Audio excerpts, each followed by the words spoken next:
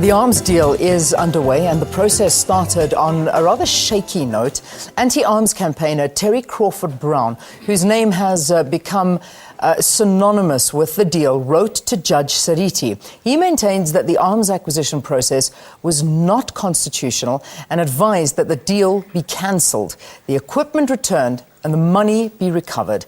Now, his application has been rejected. Terry Crawford-Browne is in the screen, sitting right next to me. He's in our Sea Point studio, and he is the chair for Economists Allied for Arms Reduction. Terry, thank you for joining us, and welcome to Morning Live. Good morning. Thank you very much. Thanks. Your applications were rejected, and you were accused of changing the terms of reference. What are your grievances? The purpose of being there was to object to the Monday afternoon session being closed to the media. It was advertised on Friday as a closed session, so my lawyers and I decided I should fly up there to lodge an objection. At first, the Commission denied that it was a closed session, and then when I presented the invitation, the advertisement, they agreed it was a closed session, and in fact the media confirmed that they had been asked to leave at 12 o'clock. So that was actually the purpose. I then was asked to return on Tuesday morning to read my 23-point letter into the record, which I did. Though I was asked to be there at 9:30, they only arrived at 10:30. Yeah. But the essence of my objection to the arms deal acquisitions is on the basis of the offsets. If you spend 30 billion, you get 110 billion back in offsets, and that will create 65,000 jobs. That is what is unconstitutional in terms of Section 217, which governs government procurements. And they haven't dealt with that issue.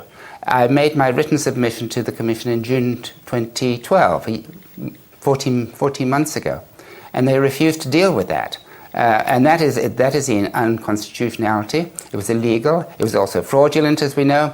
And the issue is how we can develop a win-win situation to send our slightly used and slightly dented acquisitions back to Europe and recover the money. All right. Now, you were instrumental in setting up the Commission when you took President Jacob Zuma to court. Wasn't the Commission's existence your aim? Oh, it was, yes. In 1999, we first called for a Commission of Inquiry when the evidence of corruption came in. Of course, it's been brushed off and brushed off.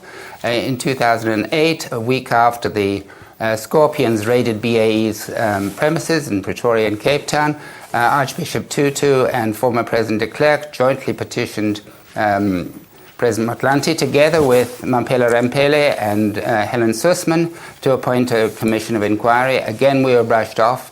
In 2010, we finally got the Hawks to admit that, yes, they had inherited 460 boxes and 4.7 million computer pages of evidence. There was so much evidence that they proposed to close down their investigation, which is exactly what they did 2 weeks later. So that is when we then applied to the Constitutional Court to say that it's irrational and therefore unconstitutional to refuse to investigate it. And the President's legal counsel was unable to rebut that, hence the appointment of the Commission. But apparently a couple of days before he agreed to, or when he announced he would appoint the Commission, President Zuma apparently told the National Executive Council that he was going to lose the case in the Constitutional Court, and therefore the Commission was a means of controlling it so that he wouldn't be dictated to by the Constitutional Court. So Yeah. it got off on a very shaky basis, and it's not unique to South Africa. Commissions of inquiry are a place to park a political hot potato. So right from the beginning, it was very suspect. But 2 years later, our suspicions have been proved. Mr. Moabi, you'll recall, resigned at the beginning of the year, alleging that there was a second agenda to silence the Terry Crawford-Brownes of the world, and subsequently Judge Lahode. And I've certainly been pushing for an investigation, but it has been dragged out, and only now, when the mandate is about to expire, are they beginning to have hearings with people who have nothing really to do with the acquisition process, what determined it. We're now beginning 37 days of hearings from generals and admirals, and then 26 days from the Department of Trade and Industry. They were not the decision makers. The decision makers were a 5-person cabinet committee led by former President Thabo Mbeki. Yeah, and the Commission sees former President Mbeki's lawyers withdrawing on the very first day. This is creating a wobbly start, no doubt. It is very wobbly, and of course that documentation that I referred to has just been discovered sitting in the parking lot at the Hawks offices. That the Commission has done nothing to. We wrote right after the Commission was appointed and asked them to secure that evidence. They have done nothing about it. But in addition to that, President Mbeki is only scheduled to appear after the mandate has expired. All right.